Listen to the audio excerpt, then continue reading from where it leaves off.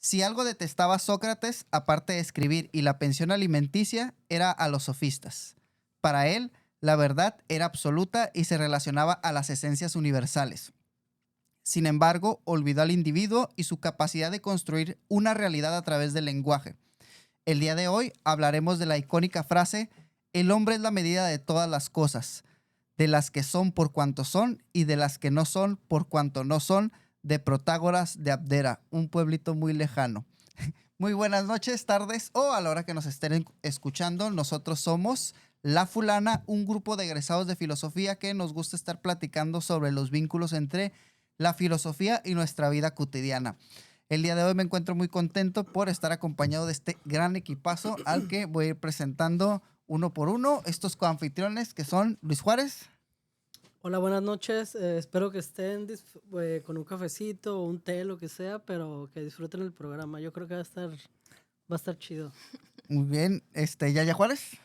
Hola, muy buenas tardes, noches, dependiendo cuando nos estén sintonizando y pues contenta de esta gran cita de este filósofo y vamos a ver qué sale de esto, ¿no? Así es. Y por último y no por ello menos importante, Paola Juárez. ¿Cómo estás, Paola? Pues aquí saludando a todos, igual de contenta, igual de emocionada por ver qué sale de esta frase, a ver qué podemos platicar con ustedes.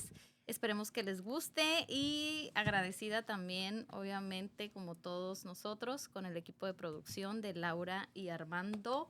Fotios Productions. Así es, muchas gracias a nuestra producción de Fotios, Laura y Armando, y a todos ustedes, los radioescuchas, las personas que nos ven en YouTube. Aquellas personas recuerden que deben de compartir, escriban más de 3 palabras, porque al parecer eso nos ayuda a tener más difusión. Recuerden que somos un programa que pues se considera como de divulgación filosófica y pues nos gusta estar platicando y queremos que llegue esto a más personas. Así es que gracias por compartir y todo, y gracias a usted. Y si no les gusta, también escríbanos una mentada ahí en los comentarios. Escríbanos qué no les pareció. Escríbanos por qué usted es mejor que nosotros en ese bello mundo en el que cada uno tiene sus cabezas. Lo que usted quiera escribirnos, pero escríbanos y compártanos, ¿ok?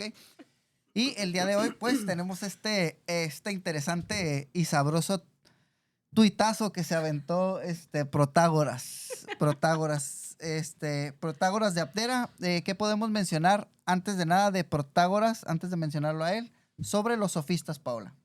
Sí, pues antes de adentrarme en la frase de hoy, pues sí quisiera hacer hincapié primero en el contexto de Protágoras, que es el filósofo de la frase de hoy, y cómo estaba catalogada la actividad que este pensador hacía, porque resulta que para la historia oficial Protágoras no era un filósofo como tal, sino que pues era un sofista, ¿no? Y hay una diferencia ahí un poco marcada.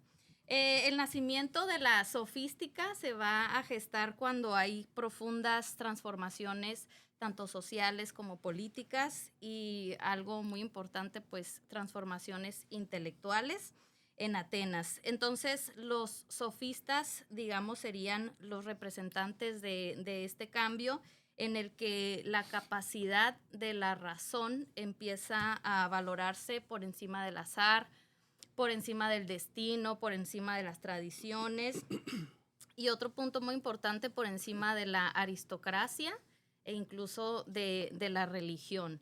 Entonces, Maldita burguesía, perdón. aristocracia burguesa. Ahora, pues punto importante con el cambio de la aristocracia, ¿no? Porque ¿qué significaba esto? Que solo los mejores tenían derecho de gobernar, y el cambio se da aquí con los sofistas, y claro está, pues con el auge de Pericles en el poder, que es el que propicia un ambiente de democracia y de libertad política. Entonces, ¿por qué la mención se hace de que los sofistas hacen este cambio? Pues porque los sofistas tenían este trabajo que al parecer para los filósofos no resultaba bien visto, que era vender su conocimiento, ¿no? Entonces, pues tenía como resultado su trabajo la posibilidad de expresarse en el resultado de los asuntos de la polis, ¿no? De la ciudad. Entonces, para esto, pues era esencial ejercitar el arte de la palabra, de la discusión, del debate, y algo muy importante que enseñaban los sofistas, pues el arte de la persuasión, ¿no?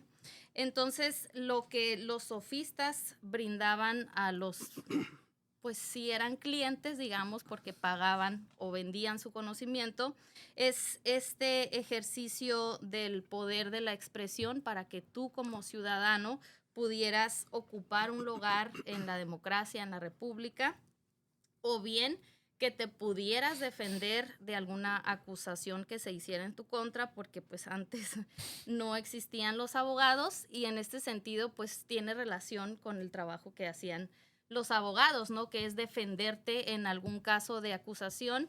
Pues antes te tenías que defender a ti mismo, y los sofistas te enseñaban este arte, ¿no? De poder expresar tus ideas y poder expresarte de una forma en la que convencieras de que tú no eras culpable. Entonces, los sofistas se dedicaban a, pues así se ganaban la vida, ¿no? A cobrar por vender este conocimiento, y esta fue la crítica que se les hizo siempre por parte de los filósofos, como el que más recuerdo, pues es Platón, ¿no? Porque En lugar de vendedores de caricias, estos eran vendedores de argumentos, ¿no? porque pues Platón detestaba, ¿no? Que el conocimiento pudiera venderse y que los sofistas pudieran proporcionar los medios para que la gente común pudiera tener algún cargo político, ¿no? Recordemos esta teoría del filósofo rey, ¿no? De Platón, de su república. Esto es en cuanto al contexto de Protágoras, que fue considerado uno de los principales sofistas, ¿no? Pero en cuanto a la frase de el hombre es la medida de todas las cosas, a mí me gusta mucho el ejemplo que revisé del libro, se llama el libro de la filosofía, y aquí aparece un cuadro conceptual muy explicativo, ¿no? Y sencillo, que empieza con una aseveración. El título de la aseveración es Un día de primavera en Atenas. En el cuadro izquierdo, hacia abajo, menciona: un viajero sueco afirma que hace calor. Y del lado contrario dice, un viajero egipcio afirma que hace frío, ¿no? Entonces, cuando juntamos las dos opiniones, resulta que los dos tienen razón, solamente que el sentido cambia, o la verdad va a depender de la perspectiva de la persona. No me digas que eso está porque... sintiendo ese calor o ese frío, ¿no? Porque los de Mexicali siempre que vienen aquí a Tijuana, los de Mexicali están diciendo... No, esto no es calor. Calor el de Mexicali. Uy. Pero tenemos Exactamente, mejores ¿no? tacos. Tenemos mejores tacos. Esa es la verdad de alguien, digamos, de Mexicali, y nuestra verdad es otra, ¿no? Entonces, Y ¿qué va la a verdad de decir? Niurka es otra. ¿Qué va a decir Protágoras? Pues que la verdad depende de la perspectiva, ¿no? Por lo tanto, es relativa, y de ahí la frase, el hombre es la medida de todas las cosas. También en este libro nos explican que para Protágoras todos los argumentos tienen dos caras, y las dos pueden ser igualmente válidas.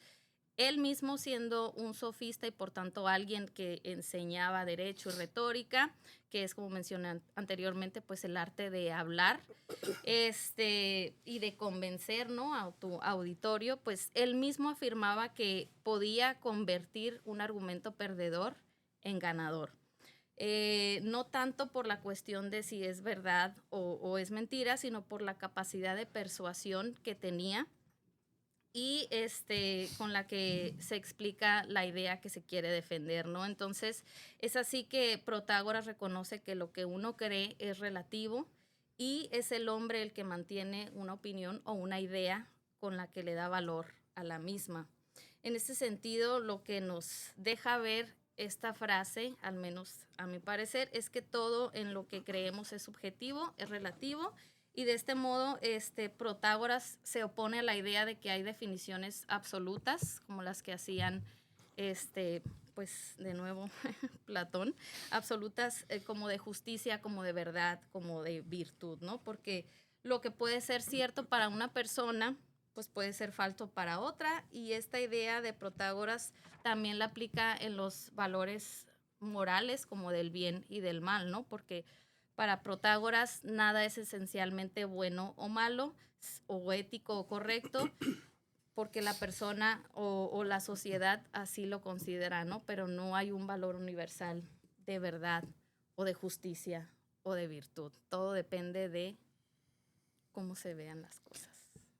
Sí, en ese sentido es todo lo contrario a Sócrates, ¿no? Que él sí considera que es un valor único, universal y que de alguna manera todos podemos acceder a él y es la base de todo, ¿no? O de todo tipo de comportamiento, de todo tipo de acciones, como si hubiera algo como predeterminado en el ser humano, Como si todos pensáramos igual. Sí, sí, claro, como si tuviéramos eso en el disco duro nosotros, ¿no? Entonces, se me hace como muy particular eso que mencionas. Y sobre esta frase, ¿qué otras cosas podemos pensar, por ejemplo, Luis? Pues precisamente que acabas de comentar que como si todos pensáramos igual, pero yo creo que lo que se busca más, bueno, del lado de los que, por ejemplo, odiaban a los sofistas era de que se pensara igual, ¿no? A mí se me hace muy, digamos, interesante que en algunas personas, o muchas personas consideran que, por ejemplo, Grecia, pues es así como la magna, ¿no? La de los amplios pensamientos y libertades y todo. Sin embargo, a él lo desterraron por haber escrito un libro que se llama Sobre los dioses. Lo condenaron al exilio, donde sostiene desde sus primeras líneas, pues su claro agnosticismo, ¿no? O sea, escuchaban algo que no les gustaba y te tenías que ir, ¿no? Total, pues sobre el homo mensura que comentaste tú, Paola, también pues yo quería comentar algo, por ejemplo, la materia, es decir, el ser, lo voy a repetir, la materia, es decir, el ser, es percibido por los sujetos cognoscentes según sus diferencias individuales. A distintas disposiciones del sujeto corresponderán distintas representaciones del objeto, y estas disposiciones se pueden decir que nunca son idénticas en ningún individuo. Si el conocimiento es la conjunción del sujeto con el objeto, es necesario admitir que, si tanto el primero como el segundo son cambiantes, su producto tendrá que serlo. De ahí, pues, que el conocimiento no pueda ser universal y necesario para cada uno y todos los hombres. Por ello, el hombre es la medida de todas las cosas, de las cosas que son en cuanto que son y de las cosas que no son en cuanto que no son. Como mencionaba Paola, tanto Platón como Aristóteles hablan del homo mensura tratando de desacreditarlo. Siempre habían manifestado repulsión por los sofistas, de hecho, y la falta de comprensión en Platón y Aristóteles sobre la teoría del homo mensura quizás se ponga de relieve de una manera muy clara en la forma en cómo intentan refutarla, ¿no? Por ejemplo, en el Platón, en el Teeto, por boca de Sócrates, más que refutación, pretende como satirizar la afirmación del sofista, ¿no? Por ahí dice, en esta parte del libro, dice que no comprende, por ejemplo, dice, no comprende bien por qué el hombre es la medida de todas las cosas y no el cerdo, que también tiene sensaciones igual que el hombre, ¿no? Claro. Cosa que es una afirmación aguda e ingeniosa, pero no constituye ninguna refutación al sofista, ¿no? Por su parte, Aristóteles afirma que la frase del homo mensura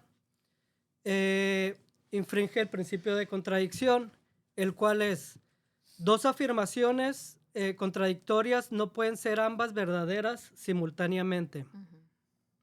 Pero Aristóteles parece olvidar que para que el sofista hubiera infringido tal principio, hubiera sido preciso que haya afirmado que una cosa podía ser buena y mala o bella y fea al mismo tiempo bajo la misma relación, lo que indudablemente Protágoras no hace, ya que la misma cosa podrá ser buena y mala, o bella y fea al mismo tiempo, pero con relación Para a dos distintos personas. hombres. Ajá. Entonces no infringe el principio. Ahora, partiendo de esto, ¿cómo definimos lo que debe ser dado que no disponemos, digamos, de ningún mundo inteligible que nos proporcione pues ya ideas listas para usar, pues en realidad no tenemos opción más que inventar verdades prácticas. ¿Cuál es el mundo inteligible que comenté que no tenemos? Pues es este mundo en el que Platón menciona que existen las ideas perfectas, eternas e inmutables, ¿no? Entonces, en el texto de Sexto Empírico, Hipotiposis pirrónicas, Protágoras ya había previsto esto de cómo resolver esta cuestión de que en las opiniones, como se tienen contrarias, cómo se define lo que debe ser, ¿no? En este libro, en el de Sexto Empírico, Protágoras, después de la pluralidad de las representaciones en los hombres, dice que hay unos que distinguen entre ellas unas verdaderas y otras falsas, pero que él, por el contrario, considera unas más convenientes que otras, pero en modo alguno verdaderas. Ok. O sea, la verdad para él la No descarta, existe, ¿no? No ajá. existe. Y ese conveniente tiene que ser conveniente para alguien o para algo. ¿Y quién es ese alguien o algo? Pues quien tenga el poder de legislar, ¿no? Claro. Entonces la medida, pues, en última instancia de lo justo y lo injusto, de lo verdadero y falso, y en general de todos los valores, vendría a ser el Estado, o Dios, o la autoridad, o una clase dominante como la que provenía Platón, con conexiones políticas y sociales significativas, y el cual era uno de los principales promotor y defensor de la verdad, ¿no? Obviamente porque era conveniente para él los fines, ¿no? defenderla, sí. Entonces, ante la pluralidad indefinida de representaciones individuales, tiene que haber una norma que mida la mayor o menor perfección y conveniencia, ¿no? El que no se trate de la instauración de un mundo real, sino solamente de un orden construido, pues resulta muy difícil reconocer una vez que cierto orden pues ya se ha establecido, ¿no? Podemos concebir en este sentido al lenguaje como un sistema de control social y en este sentido las únicas verdades que son las que funcionalmente o que funcionan en un sistema establecido pues sería un sistema cultural, ¿no? El aparato cultural. Por cierto, la ciencia no clásica tiene la misma postura que Protágoras en el sentido de lo más conveniente. Por ejemplo, esta ciencia no clásica no busca verdades eternas, de hecho ni le interesan, pues, sino que busca modelos que puedan explicar los fenómenos de manera más efectiva, ¿no? Y cuando ya el fenómeno, el modelo ya no puede describir el fenómeno de manera efectiva, pues cambia el modelo, ¿no? Okay. Así ha pasado con fenómenos, por ejemplo, como la gravedad. Platón lo describía de una manera muy, pues ingeniosa para su tiempo, ¿no? Como pensaban que el mundo estaba construido nada más de 4 elementos, la tierra, agua, fuego y aire. Pues decía que todas las cosas que caían era porque tenían más tierra, ¿no? O sea, Le faltaba corazón como Capitán Planeta. entonces, por ejemplo, los pájaros que podían volar, pues tenían, se supone que Menos más fuego, aire. más aire y fuego, ¿no? Entonces no caían. Entonces así fuimos No, bueno, cambiando. está Cuando bien. me vaya a morir yo voy a tener más tierra que Sí, cualquier otra cosa. trataban de describir los modelos para entender las cosas y es lo que hace la ciencia no clásica, ¿no? Entonces, muy diferente, por ejemplo, las posturas rígidas y absolutas, por ejemplo, que maneja pues las autoridades como Platón quiso instaurarse, ¿no? Sí, ahí lo que tú haces en el desarrollo científico es que si tu modelo no puede explicar un fenómeno de lo real, lo que vas a hacer va a ser hacerle ajustes al modelo, no a la realidad, Ujú. ¿no? O querer que a fuerzas Que entre, todo ¿no? se ajuste Entre la a cajita. Que todo se ajuste. a tu teoría. Ajá. Ujú. Sí, por ejemplo, yo estaba viendo, bueno, para mí esta frase, pues la toman como un parteaguas para el concepto del relativismo, ¿no? En cualquiera de los términos, ¿no? Como puede ser un relativismo moral, por ejemplo. Dicen que con Protágoras ya empieza esta idea del relativismo, sin embargo, yo creo que esta observación que se le hace como a Protágoras tiene una finalidad como de demeritar sus principios o su filosofía, ¿no? Recordemos que Protágoras pues no tenemos como mucho, ¿no? Se perdió mucho en el camino de sus textos y lo que sabemos es muy poco y lo poco que sabemos usualmente es por caricaturas que hacen de él sus enemigos, ¿no? Entre ellos pues principalmente Platón, que no lo describe como el pensador que se era, ¿no? Correspondiendo a la época y al tipo de corriente filosófica al que pertenecía, ¿no? Entonces yo sí considero que el relativismo lo ven como una manera de reducirlo para minimizar su pensamiento, porque no es el pensamiento de Aristóteles y su De la sistema autoridad, ¿no? de la autoridad. Ajá. Entonces, el hombre es la medida de todas las cosas. Sofía Hernández, pues primero hace esa diferencia que mencionaba Paola en su artículo. Dice que, pues por una parte, al filósofo es aquel que siente un amor deseoso por la sabiduría, ¿no? Y lo contraponen siempre con la idea del sofista, ¿no? Entonces, el filósofo tiene un deseo por la sabiduría o por comprender este conocimiento sin tener dominio de la sabiduría, ¿no? O del conocimiento. O sea, quiero saber qué pasa, pero realmente no es como que yo vaya a tener control sobre ello, ¿no? A diferencia del sofista, que el sofista es un maestro del pensamiento y la palabra, ¿no? El sofista lo que tiene es que sabe construir argumentos y de alguna manera sabe hilar, hacer coherencia dentro de los argumentos y es considerado como en la actualidad como un intelectual, pues.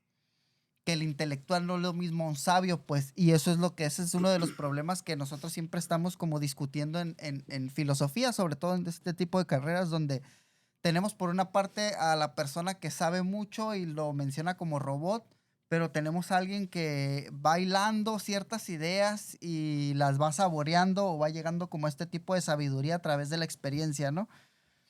Sin embargo, no vamos a mencionar a los sofistas como una caricatura, como lo mencionó Platón, o como lo menciona Platón, como alguien que es demeritado porque cobraba, por ejemplo, como mencionabas hace rato, Paola. O sea, muchas de las críticas que les hacen a los sofistas es que cobraban, pero se les olvida de que no le cobraban a todos por igual, o no buscaban hacerse Sí. millonario, o no buscaban el reconocimiento de los demás. Simplemente lo consideraban un trabajo y pues como eran parte de la burguesía, como lo era Platón, pues de la clase de caché, pues estos vatos sí tenían que cobrar por su jale, pues. Sí, tenían que trabajar, de hecho. Sí, ajá, pues rec- discúlpame, Platón, esto se Me llama recuerda trabajo. a las Da. huelgas de tengo maestros, que ¿no? comer, Que ¿no? la gente dice, hey, ¿por qué hacen huelgas? Porque no les ¿Dónde está su pagan. ¿Dónde vocación? está su Ah, güey, mi vocación? vocación no paga Ajá. la renta, Ponte la homie. camiseta, ¿no? Sí, sí, me Sí, ponte recuerda. la camiseta de explotado, ¿no? Entonces, aquí ya le va a dar otra interpretación Sofía Hernández, o le va a dar como un girito como a esta frase, ¿no? Que es, cada hombre cree o juzga que esto, X, es verdadero cuando se le presenta frente a los sentidos. ¿Qué quiere decir esto? Todos nosotros estamos llenos de estímulos constantemente. O sea, el percibir implica tener estímulos al por mayor. O sea, todos tus sentidos están activados ahorita, no los puedes apagar, pues no es algo que le puedas poner off. Hasta cuando estamos dormidos, los sentidos están como operando, pues. Trabajando. Ajá, están trabajando. Entonces, lo que va a hacer nuestro cerebro es, de alguna manera, seleccionar cosas, y esa selección que hace la hace a partir de un juicio. No es como que todo entra como de manera directa, sino que nosotros seleccionamos ciertas cosas de lo que percibimos, y esas ciertas cosas que vamos a ir seleccionando va a ser a través de la razón, ¿no? Entonces, continuando, dice, todos nos encontramos frente a un juicio de los sentidos. ¿Por qué? Si reducimos, como lo hizo el Platón con Protágoras, reducir a Todo esta relativo. frase a todo es relativo, entonces Protágoras no pudiera diferenciar entre lo que es real y es ficticio, entre lo que es sueño y lo que es estar despierto, pues, lo cual es absurdo. O sea, todos funcionamos, simplemente todos estamos haciendo una selección del juicio. Por eso es como muy absurda y hasta irrisoria esta observación que le hace Platón, ¿no? Entonces dice, soy la medida en tanto que fijo yo las cosas. Soy la medida en tanto que mi operación mental hace un uso racional y selecciona ciertas partes basándose en esa razón. Todos hacemos selecciones de la realidad. cuando vemos una película, si te fijas, platicamos al final de la película todos, porque todos hicimos una selección de la realidad. Ya interpretan diferente cada quien, ¿no? Lo que pasa es que, y yo digo, no manches, a mí se me hizo muy particular el momento en el que salió el monstruo por esto. Entonces yo ya estoy seleccionando basándome en mis miedos, en mis inquietudes, en la sorpresa que yo tengo frente a la realidad o a cierta selección, ¿no? Y eso es en una parte porque también, por ejemplo, no vemos o percibimos todo lo que tenemos realmente, lo que está sucediendo a nuestro alrededor. Es decir, Si no nos damos cuenta hay de las mismas gorilas cosas. caminando entre nosotros, pues. Sí, vaya, sí. Entonces, exacto, toda hay una serie de cosas que estamos observando omitimos, y que estamos omitiendo. O sea, si pudiéramos percibir todo el tiempo, nos quedaremos más piratita de lo que ya estamos, pues. O sea, nuestro ¿quién cerebro puede? hace una selección y esa selección implica agregar cosas y a su vez omitir cosas, ¿no? Entonces, Platón se equivoca con esta caricatura que hace porque al final, si fuera un sofista, realmente no te hubiera respondido así de chafa como te respondió en los diálogos, pues. Porque un Es que tiene sofista... un diálogo que se llama Protágoras. Y porque un sofista, siendo el intelectual, como lo explicaba hace rato, no se iba a quedar así callado y te ay, sí, Platón, lo que tú digas. No, sino que iba a tener unas respuestas más complejas, ¿no? Entonces no lo podemos tomar serio como a su enemigo, ¿no? Entonces la frase significa que el hombre se adueña de lo que comparece ante su presencia, o sea, de lo que tenemos frente a los sentidos, vamos a hacer una selección racional y eso que tenemos frente a nuestros sentidos, nosotros nos vamos a ir adueñando o apropiando de ciertas cosas que vamos a seleccionar de forma racional. O sea, si hay un uso racional y no nada más es cada quien percibe lo que quiere. No, hay un ejercicio que nuestro cerebro está haciendo que es racional, ¿no? Entonces, el hombre va a decidir o nosotros decidimos qué fragmentos vamos a ir sacando de la realidad en virtud de lo que nosotros consideramos o de lo que nosotros sabemos o ignoramos o de lo que nosotros vamos a ir manifestando o tratando de buscar dentro de la realidad. O sea, todo ese marco conceptual que ya traemos en nuestro, Por eso dicen en nuestro algunos cerebro. que si manifiestas riqueza y cosas así. No, eso no tiene nada que ver. No me los confundas, se me van a desviar ¿Qué más está pasando? con esto. Sí, aquí es pues cada uno ya trae ciertas operaciones mentales con las cuales va a seleccionar lo que necesita o está buscando dentro de la realidad, ¿no? Entonces, esos criterios con los que seleccionamos están basados en la razón y no solo en la sensibilidad como lo quieren ver algunos diálogos por ahí, ¿no? Entonces, el hombre es la medida de las cosas en tanto que tiene la facultad para percibir y seleccionar de eso que percibe, ¿no? Pero también esta frase tiene algo muy importante porque también la podemos aplicar como en el contexto actual, ¿verdad, Yaya? Sí, yo quise tomar esta frase más como pregunta para ver cómo la podía acomodar con las problemáticas actuales, así como realmente el hombre o el ser humano es la medida de las cosas, y descubrí un movimiento interesante que se le llama el movimiento animalista y que busca que los animales tengan el mismo nivel de dignidad que los seres humanos. Este movimiento emerge durante la segunda mitad del siglo XX y se expande a Latinoamérica a partir del siglo XXI. Y este movimiento busca la defensa de los animales y busca generar cambios en la cultura y en la relación especista entre el ambiente y la sociedad y específicamente entre los animales y nosotros, los animales, los Homo sapiens, los humanos, y los animales de otras especies, ¿no? Constituye uno de los movimientos socioambientales contemporáneos. Revisé un artículo muy interesante de Anaí Méndez de la revista Cielo, de la cual tomé algunos puntos que les voy a platicar el día de hoy.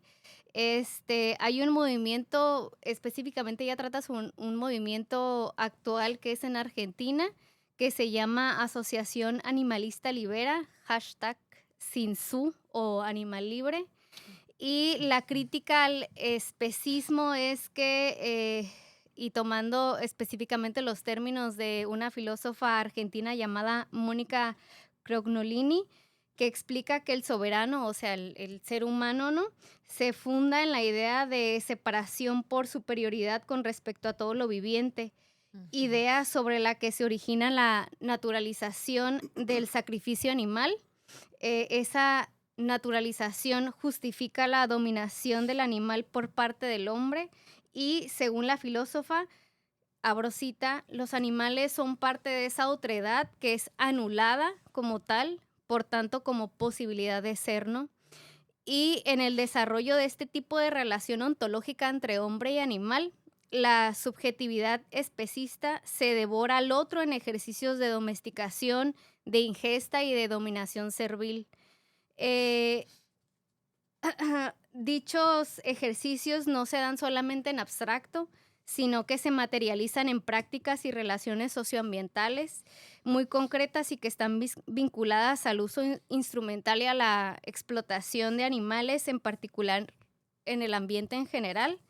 Y el especismo está ligado a la visión antropocéntrica, que muchas veces cuando se cuestiona esta cita de Protágoras, yo sé que en filosofía llegamos a ver esta cita como en contraposición del teocentrismo, pero yo la estoy tomando específicamente como la idea de hombre, ¿no? Como el hombre como la medida, ¿no? Dejando de lado como a los otros seres que no forman parte de la definición de hombre, ¿no? Entonces, el especificismo está ligado a la visión antropocéntrica sobre el ambiente que fragmenta la naturaleza en un conjunto de elementos con mayor o menor utilidad.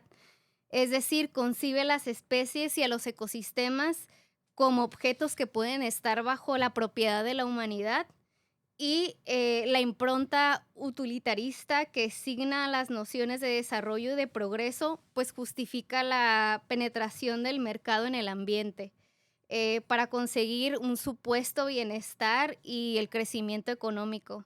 Como resultado, pues las relaciones prácticas especistas se concretan materialmente en distintos ámbitos de la reproducción del modelo y de consumo implicado en esferas sociales, culturales, económicas, dedicadas a la experimentación, la alimentación, el entretenimiento y la vestimenta y los trabajos involuntarios.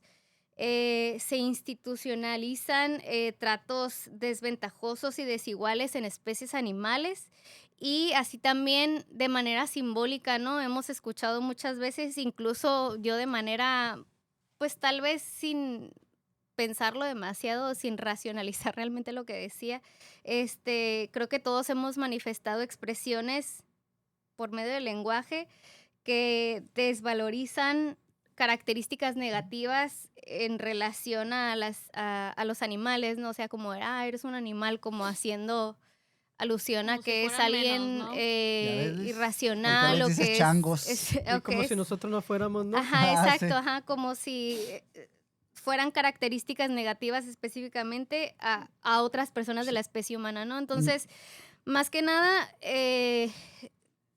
bueno, me gustó mucho la participación de todos ustedes y yo quería como, o me daba como esta sensación de pensar la medida más allá como de esta centralidad del hombre, ¿no? O sea, o Sí. del ser humano, pues, para ser más específica. Como qué ocurre con todas esas especies o los ecosistemas o todas esas cosas que están alrededor y que muchas veces las pensamos siempre en la medida o dentro de la visión de nuestro propio campo o nuestra propia Sí, de experimentación, ¿no? cómo nos beneficiamos de ellos, Sí, ¿no? sí, porque Y al cómo no final los respetamos. me parece muy curioso que cuando uno se pone a reflexionar o a pensar en cómo, no sé, una vez yo le pregunté a Poncho, oye, los animales se ríen, o sea, tienen sentido del humor.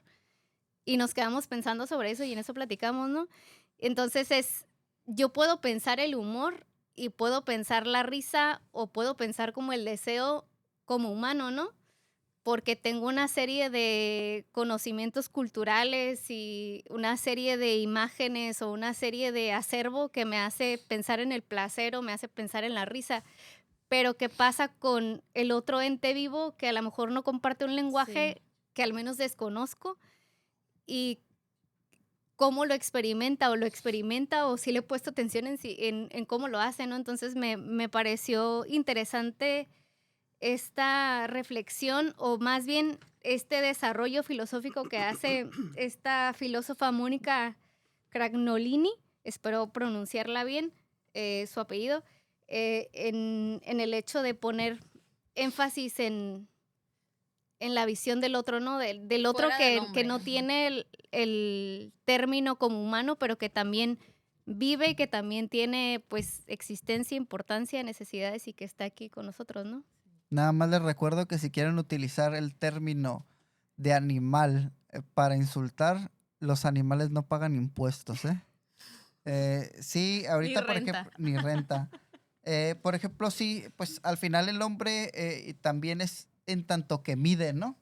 No solo es como la medida, sino que siempre está viendo el mundo y lo está midiendo en todos los sentidos, ¿no? Y por eso hace estas jerarquías donde incluye cosas y otras las deja fuera, O como ve su pueden ser los beneficio, su animales, conveniencia, ¿no?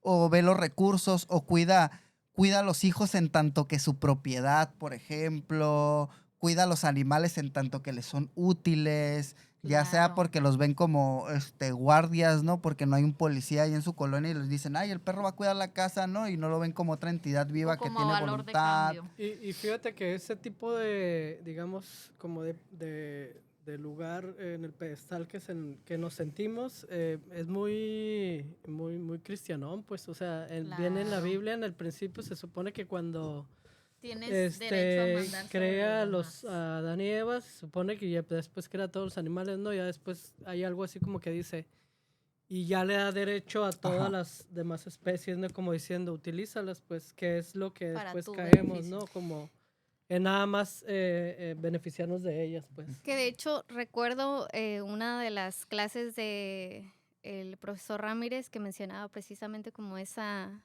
observación de que al poner al hombre como el centro, pues, hacía que no tuviéramos de alguna manera como conciencia ecológica, ¿no? Como Como decíamos, justificándolo, ¿no? no hay problema que yo para tire mí. basura o no hay problema que suceda este tipo de cosas porque yo me voy a ir a un lugar mejor, entonces, pues, Ahí se queda. ahí se queda, ¿no? Ahí se Ahí se queda ven. todo. Y Lo hablando malo del pensamiento, ¿cómo se llama? teológico. Platónico, del más Ah. allá y todo eso, y teológico también. Sí, hablando de teología, me parece curioso porque aquí menciona que en el 2005 Benedicto XVI, guarden a sus niños, por favor, ¿ok? El Papa Benedicto XVI, en su primer discurso como Papa, guarden a sus niños, ¿ok? En su primer discurso como Papa advierte que, hablando de la cuestión del relativismo, advierte que avanzamos hacia la dictadura del relativismo. O sea, don religioso diciendo, no, ahora todo es relativo. Discúlpame porque tu fe está sustentado en objetividad. Sí, ¿no? Sí. Así es de que, fuerte. chavos, si por ahí escuchan o leen cuestiones así como de que parten acerca de la verdad o de que alguien maneja como que está despierto y los demás no. No se dejen Pues la engañar, verdad chavos. no se dejen engañar porque la verdad lo que pasa es que, y hablando la verdad, No existe. es de que La neta del planeta, va a chavos. querer nada más justificar su argumento diciendo que haciéndolo pasar que es verdad, pues, pero Y justamente eso es lo que mencionan, o parte de la cura de los sofistas era eso, descubrir que todos son argumentos y nada más construcción de argumentos, y lo que estamos haciendo cada quien es justificar cierta postura bajo cierta construcción que suene más o menos coherente, ¿no? Al final el lenguaje es una herramienta que utilizamos simplemente para llegar a un consenso y poder comunicarnos entre nosotros. No es nada más que eso, no es un acceso privilegiado hacia si no se nada puede como lo llegar a quieren la cosa en manejar sí, unos. ajá. Sí, como lo quieren manejar ahí ciertas cosas, pero pues estuvo muy riquita la plática y pues yo creo que ya si alguien quiere aportar algo más, Nos despedimos. no lo haga. Ah, no, no es cierto. No, Absténganse. absténgase. No, recuerden comunicarse con nosotros por las redes, compartir y todo. Muchas gracias a toda la banda, muchas gracias a toda la banda que está compartiendo, que se está poniendo las pilas porque este proyecto quiere crecer en redes sociales, así es que pues nosotros somos y seremos La Fulana. Se despide de ustedes Yaya Juárez, Adiós, hasta la próxima. Luis Juárez, Hasta luego, buenas noches. Paola Juárez Adiós y gracias por compartir. y su servilleta El Poncho. Nos escuchamos, vemos hasta la próxima. ánimo delincuencia. Peace out. Hey, town.